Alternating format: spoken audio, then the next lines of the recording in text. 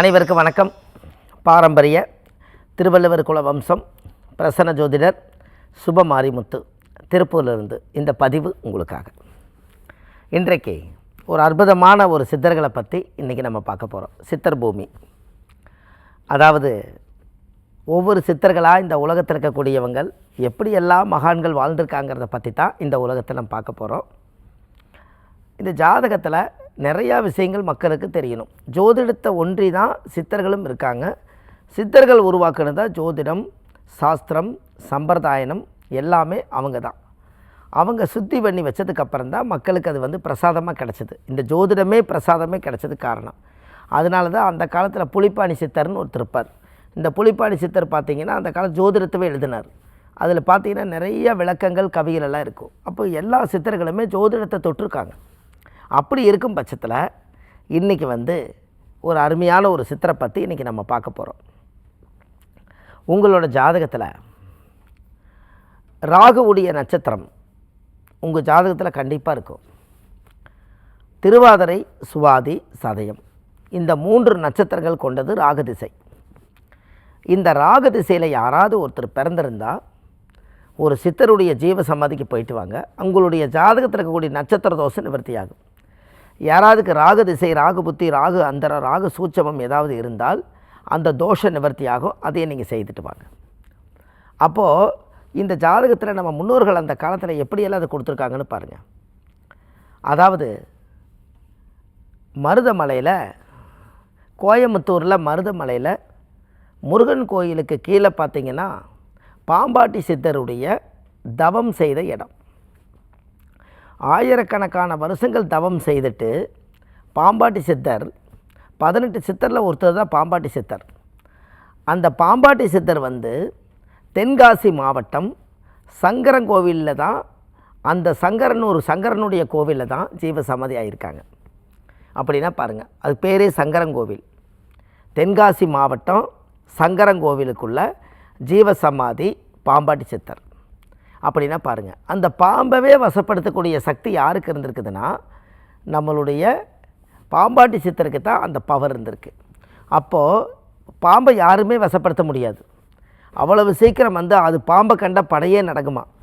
அந்த படையே நடுங்கக்கூடிய சக்தியும் தாண்டி அந்த பாம்பாட்டி சித்தர் பாம்பவே வசப்படுத்தி கையில் பிடிச்சிருக்கிறாருன்னா அப்போ ராகு அவரோட கண்ட்ரோலில் அடங்கிருச்சு பாருங்கள். இப்படியெல்லாம் சித்தர்கள் மிராக்கலான வேலை செய்திருக்காங்க. இதெல்லாம் எப்படி சாத்தியம்? வாழ்க்கையில் நம்ம தெரிஞ்சுக்க வேண்டிய விஷயம் இல்லைங்களா? இது எப்படி சாத்தியம்? நம்ம முன்னோர்கள் இப்படியெல்லாம் வாழ்ந்ததெல்லாம் இது எப்படி சாத்தியம்?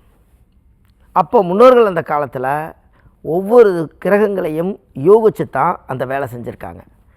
ராகுக்கு சொந்த வீடு இல்லை, கேதுக்கு சொந்த வீடு இல்லை, அதே போல் சித்தர்களுக்கு சொந்த வீடு இல்லை.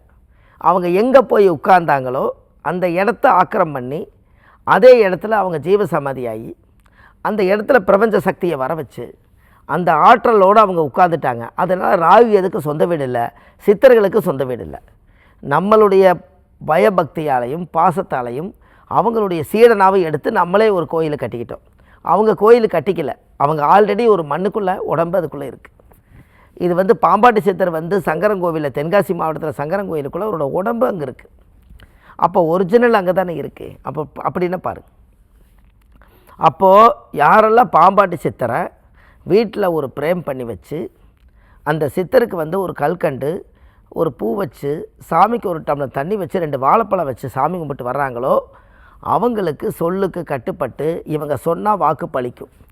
பாம்பாட்டி சித்தரை கும்பிட்டுட்டு நீங்கள் என்ன சொன்னீங்கனாலும் வாக்கு பலிக்கும். ஏன்? அந்த பாம்பு என்பது விஷ வாக்கு. ஒன்று சொன்னால் சொன்ன மாதிரி இருக்கும். அப்போது நல்லதாக இருந்தாலும் சரி, கெட்டதாக இருந்தாலும் அவங்களுக்கு சக்தி அதிகமாக கூடுனது பாம்பாட்டி சித்தர் தான். அப்போ இந்த உலகத்தில் நாம் தெரிஞ்சுக்க வேண்டிய ஒரு அற்புதமான விஷயம் என்னென்னா, முன்னோர்கள் அந்த காலத்துலலாம் எப்படியெல்லாம் வாழ்ந்துருக்காங்கன்னு பாருங்கள். அப்போ இந்த ஜாதகத்தில் இவ்வளோ பெரிய பவர் இருக்கிறதுக்கு காரணமே அந்த பாம்பாட்டி சித்தருடைய ஆசீர்வாதம் தான். அது மருதமலையில் முருகரே பாம்பு பக்கத்தில் வச்சுருக்காரு.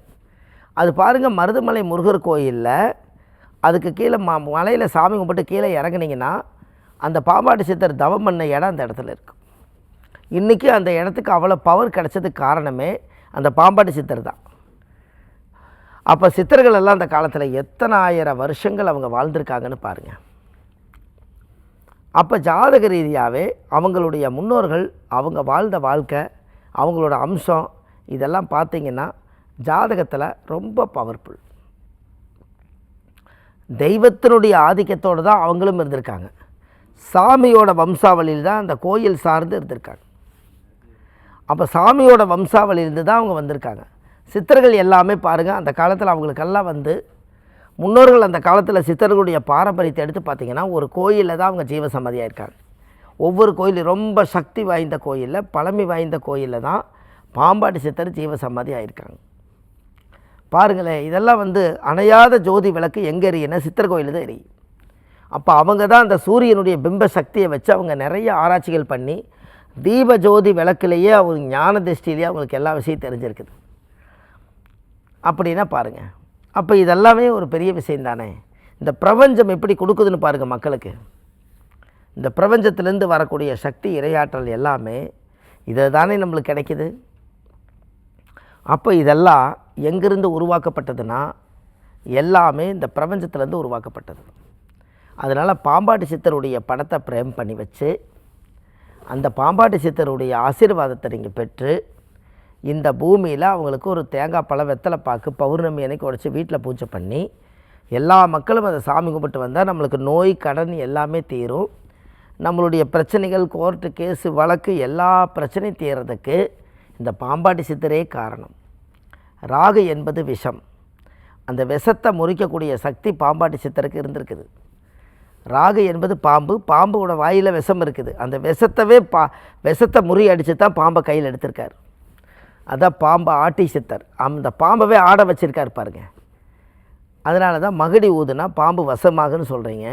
அது மகுடி ஊதாமையே அவர் வசப்படுத்திக்கிறனால தான் பாம்பாட்டி சித்தர்னு பேர் வாங்கினார். அங்கே பார்த்தீங்கன்னா அந்த ராகுவுடைய அம்சமாக இருக்கும். அந்த ஜாதகத்தில் அந்த பவர்ஃபுல்லாக இருக்கும். அவங்களுடைய முன்னோர்கள் வாழ்ந்த வாழ்க்கை இப்படியெல்லாம் இருக்குதுன்னு பாருங்கள்.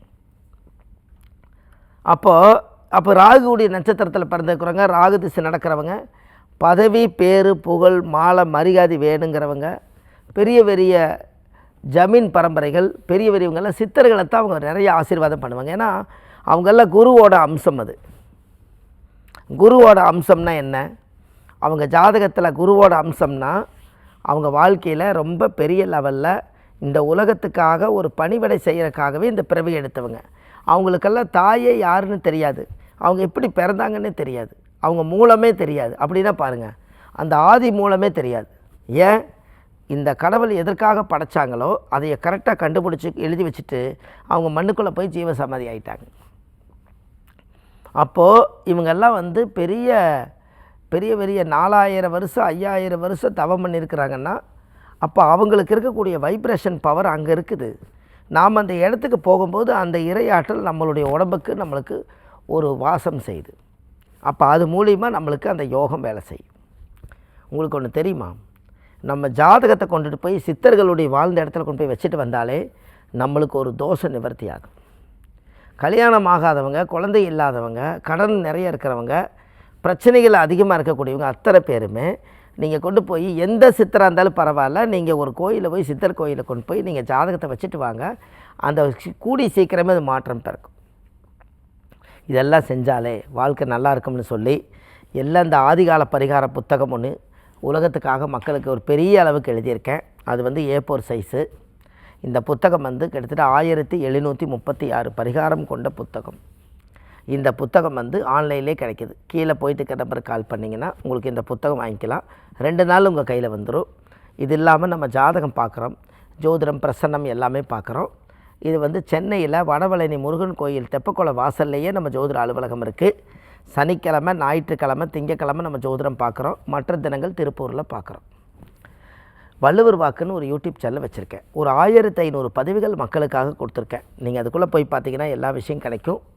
இது இல்லாமல் பௌர்ணமி அமாவாசையில் விஸ்வாமித்திரருடைய கோவில், திருநெல்வேலி மாவட்டம் கூடங்குளம் விஜயாபதி விஸ்வாமித்திரருடைய ஆலயத்துக்கு பேருந்து பஸ்ஸில் கூட்டிகிட்டு போய் மக்களை அழைச்சிட்டு போய் சிறப்பு யாக பூஜைகள் நடக்குது. நீங்கள் எல்லா மக்களும் இதில் கலந்துக்கலாம். முழு விவரம் தெரிய கீழே போயிட்டு நம்பருக்கு கால் பண்ணுங்கள். பாரம்பரிய திருவள்ளுவர் குல வம்சம் பிரசன்ன ஜோதிடர் சுப மாரிமுத்து. வாழ்வது ஒரு முறை, வாழ்த்தட்டும் தலைமுறை. நன்றி, வணக்கம்.